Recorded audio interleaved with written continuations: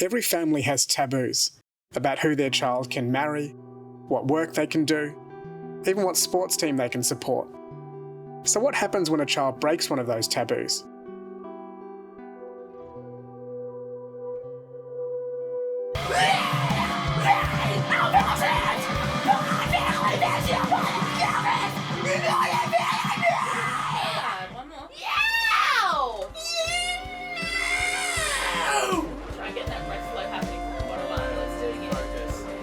You broke a particular taboo with your parents as a 9-year-old child.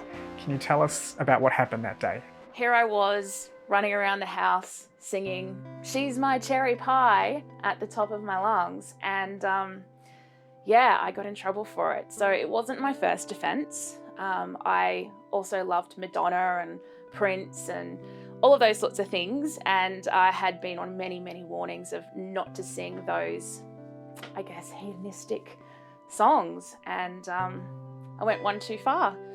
And what happened when you went one too far? Yeah, so when I went one too far, basically Dad explained to me what was going to happen because I had violated what he had said was okay in our home, and he took the Solvol, which was a grease removing soap that used to come in a bar that recently got discontinued, but he took that and he washed my mouth out with soap, and it took a long time for us to be okay again after that. So immediately I was never going to speak to him again, obviously, and I didn't want to listen to anything he had to say. I withdrew a lot from the family, but I also eventually became more compliant as well because I wanted to be accepted and to belong, and knowing that this was taboo now and I had to mind my P's and Q's around this made me feel like I kind of didn't really belong. To understand Anita Marie's situation in more depth, I've asked a psychologist to help reveal what may have been going on. What should we know about taboos from a psychologist's perspective? Yeah, taboos are a really interesting psychological phenomenon because they do have a function. You know, they serve a purpose, which is to keep a group together with their group identity. So taboos are unwritten rules, sometimes they're written and very explicit, against certain behaviours or certain words or certain activities, human activities. So taboos work via fear and shame. So, fear and shame sounds pretty dramatic, but, these emotions serve a function in human tribes and in human groups. So from a young age, we learn that there are certain things that are not acceptable and not okay, and we know that if we do those things, we'll be shamed at best or kicked out of the group at worst. What was the reason he gave you for doing that punishment? So a lot of this type of music was considered evil, of the devil. In this particular instance, it was overtly sexualized, that particular song, and so there's a lot in the 80s. I mean, you can talk about the 60s and 70s as being, freedom of expression and free love and all that kind of stuff, but the 80s brought with it, I guess, a different kind of power, and that it was more in your face than it had been back then. And when you say it's evil, is it the lyrics, the aggression, is it the melodies? Because I know there was a tradition of the diminished fifth being considered evil within the Christian church. That goes back centuries. Yeah. What do you think it was that really bugged him about this music? I think that it was probably the distorted guitars, and it was more than just rock and roll. It was like a little out there with some of the small screams and stuff that they did. It was just very foreign to him. What about the taboo about certain kinds of music within a religion? Is that about purity or defilement? What can you tell us about that? Well, when we think about it, music stirs strong emotions. I mean, it can calm the emotions as well. That some people use music in that way. But oftentimes, particularly with fast-paced music or loud music, the point is to stir up the emotions, and it can stir up emotions such as anger and aggression, or it can stir up erotic feelings and other intense human emotions. So you can see that in certain cultures, and religions, there's fear about, these intense human energies being misused.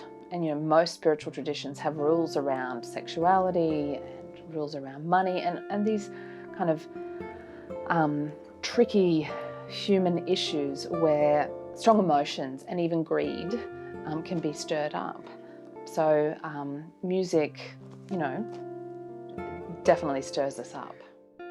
So here is a perfect fifth, and here is a perfect fifth going to a diminished fifth. And here it's all played together. And it kind of sounds a little crunchy and dissonant and evil. You said earlier on that you became quite compliant when you got punished in that way. Can you tell me about becoming compliant and obedient and what that was like for you growing up?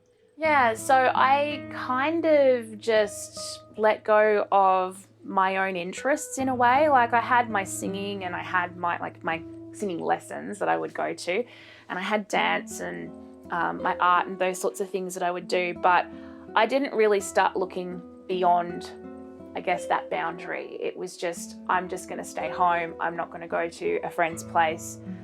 That just kind of changed me a little bit, and it wouldn't have necessarily changed, your average 9-year-old, but one that happened to be as I was, which we now know that I was neurodivergent, and so I took things in a very literally minded way. Okay, so what's your neurodivergence? Can you explain more about that? Yeah, so my neurodivergence is autism spectrum based. It's type 1, and so I don't have any intellectual or language impairment, but I do have repetitive motions at times.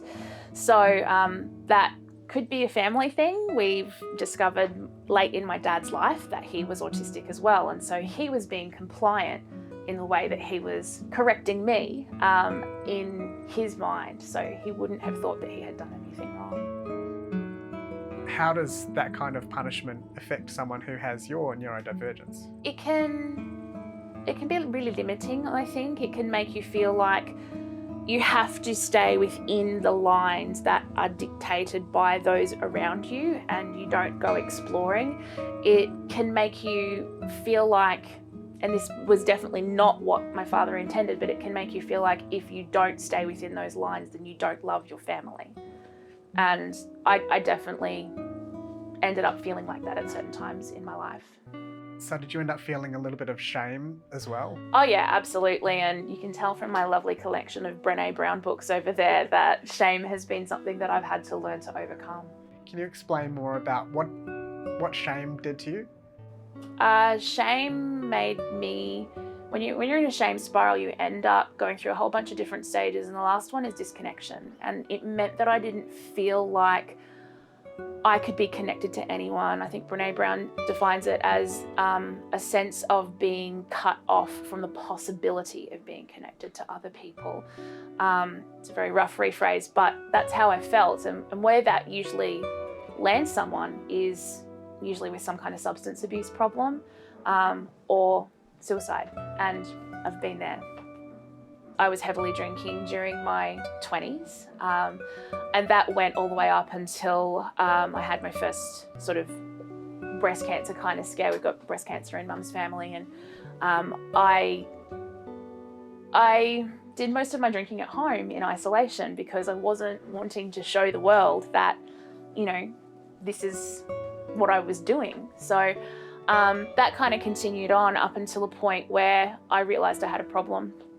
And so at this particular point in time, I'm sober and I'm clean as well, which is great. It's a very different lifestyle, and I've been that way for nearly a decade now. So that was really instrumental to repairing my relationship with my father, because the way I went about my recovery was not necessarily to go to a rehab and do it that way, but it was more with community support. And through that, I learnt that everybody has their own perspective. And so my dad's perspective on what happened that day and on other occasions wasn't necessarily about him hating me or trying to punish me because I was bad. He was doing the best he could with what he had at that time. Is the idea that certain types of music are sinful justified by Christian teaching? I've caught up with a religious educator to find out. For those Christians who take a more conservative approach to music, where are they coming from, scripturally or culturally? Traditionally, church culture has told people what's good and what's bad, and what's right and what's wrong. And so I think that's where it comes from. People expect to follow what the religious leaders say about certain types of music, and there has been a stigma against certain types of music, such as heavy metal, over time. A more contemporary approach to sin or to evil or to good and bad takes the idea that, sin is harming relationships with God and with God's created world, or that, to go back to the Greek, hamartia, that sin is missing the mark or to err. And I think that means people can interpret for themselves what is good and what is bad, and are no longer reliant on those church traditions to tell them the right or the wrong thing, the right or the wrong sort of music to follow or to play, to look to. For you as well, you said you struggled with shame earlier on. It must have been so joyous to hear that he was proud of you. Yeah. Can you talk a little bit? Sorry, my dad only passed not even 2 years ago yet, so it's still a little fresh for me. But in the days before he passed, my partner and I had a commitment ceremony. It was the middle of the pandemic, so we didn't want to get married because his family couldn't come up from Melbourne. And it was the day before my dad died, and I walked into the room, and the way he looked at me, I finally knew that my dad loved me. And there was just no question, there was no question anymore that he meant well for me in everything he did. Even if it hurt me, he was doing his best. And that must bring you some peace now as well. Yeah, it absolutely does. When you're dealing with an autistic parent, sometimes it can be a long time between drinks of water to be able to experience that kind of, I really love you and we're here in this moment and everything's great. Wow.